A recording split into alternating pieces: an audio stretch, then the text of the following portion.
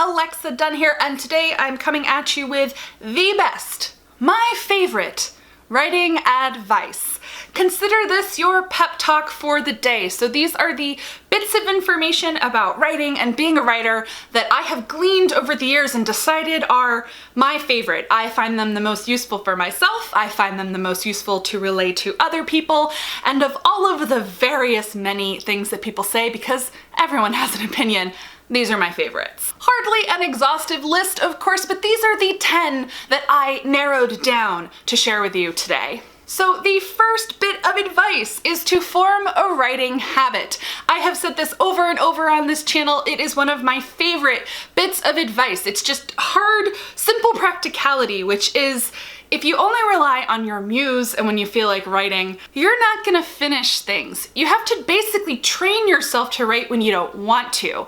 And it's not that like you are forcing yourself and what you write is going to be terrible because you don't feel like writing. What you're training yourself to do is feel like writing. It's this funny little thing, and I have videos about this, including a writing hack, which I'm going to link down to below, that actually go into the nitty-gritty of how to form a writing habit. But it is one of my favorite pieces of advice for anyone who's trying to essentially pursue professional writing in any capacity. You have to write when you don't want to. You have to write when it's hard. Which brings me to number 2, which is writing is hard. This isn't so much writing advice as writing comfort.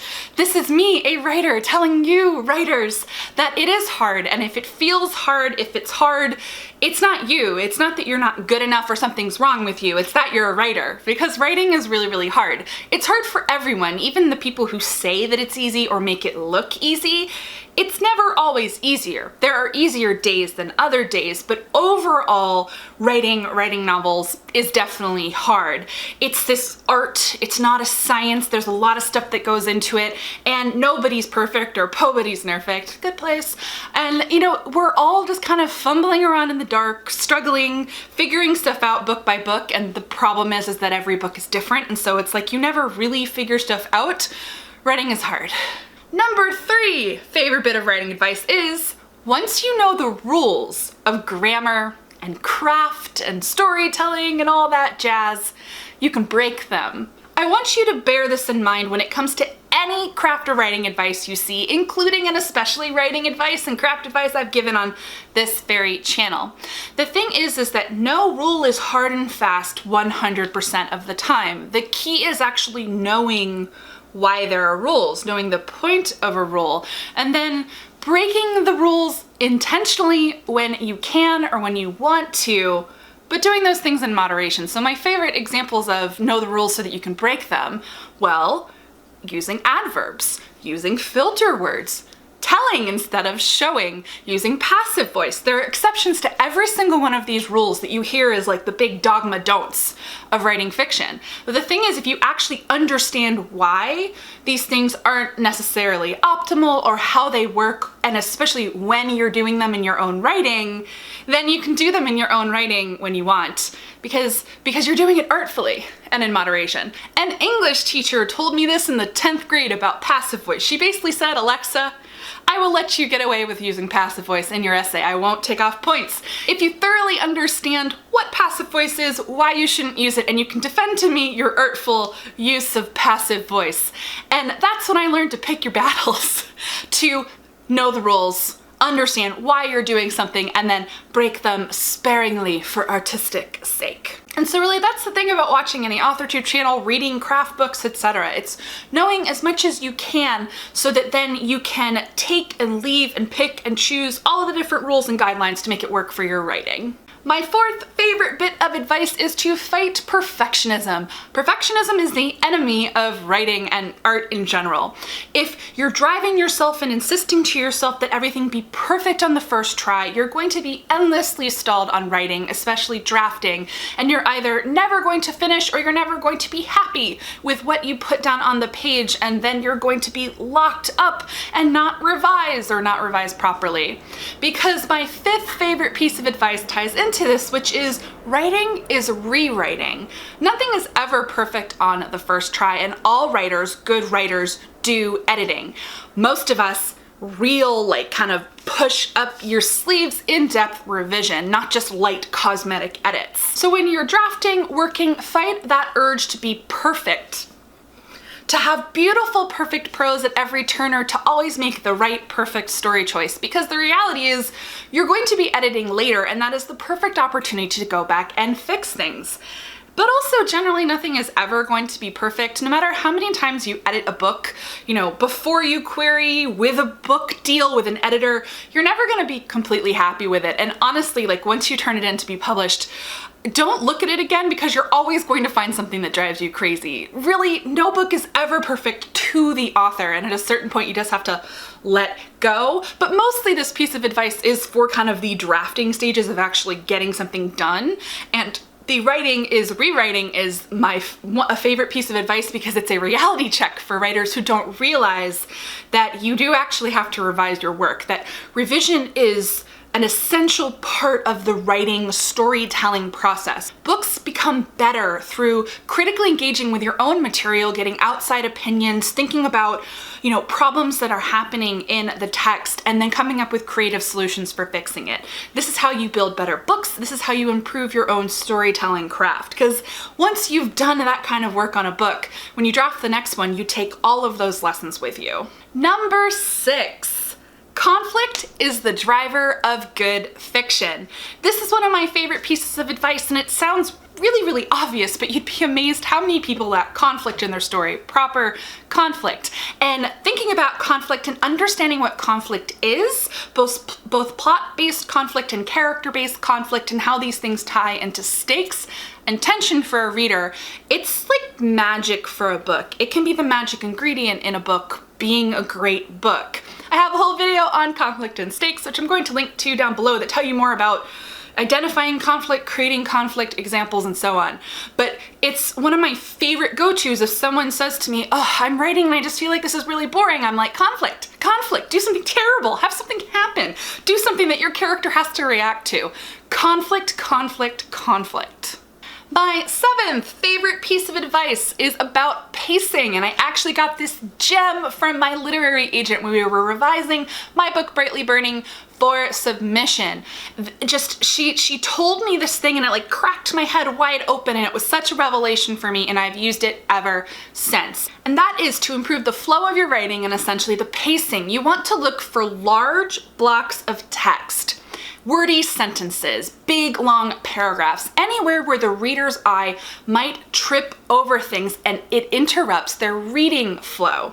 Very often, what makes for a choppy read for someone, or a boring read, or they stop reading, you've got these big blocks of text, you've got long wordy sentences, their eyes are essentially tripping over things, and it can be amazing how effective just going through, shortening paragraphs, adding line breaks, chopping up sentences that don't necessarily have to be that long or wordy. You're basically editing for flow, for reading flow, and for pacing, and it can make a huge difference in a book. When I edited Brightly Burning, after I got this advice from my agent, I cut 6,000 words from the first 18,000 words of my book, and then it sold. Everyone had said, oh, the beginning is slow, and you know, I assumed they stopped reading. And then boom, I fixed it. Though there are still people who say that the beginning of the book is slow, but it's Jane Eyre. I did the best that I could. But the point is, this piece of advice about pacing and reader flow changed my life. So I am sharing it here with you. One of my all-time favorites. Number 8 is create a healthy emotional brain life space for yourself. Self-care and emotional well-being are really, really important. And I don't know about you, but in my life, I've definitely found that if I'm really stressed, if, you know, things in my life, whether it's friends, family, work, etc., are just kind of pushing my emotional bandwidth to the limit, I can't be creative. I really struggle to be creative. If you've watched my revision videos, you know that I shared that I'm now far less capable of writing on weekdays when my day job is really, really stressful on the weekdays. And this for me has to do with that emotional bandwidth. For many people, this can also be mental health concerns. And this is why, you know, paying attention to mental health and taking care of yourself is so important. Also why having the right day job is so important.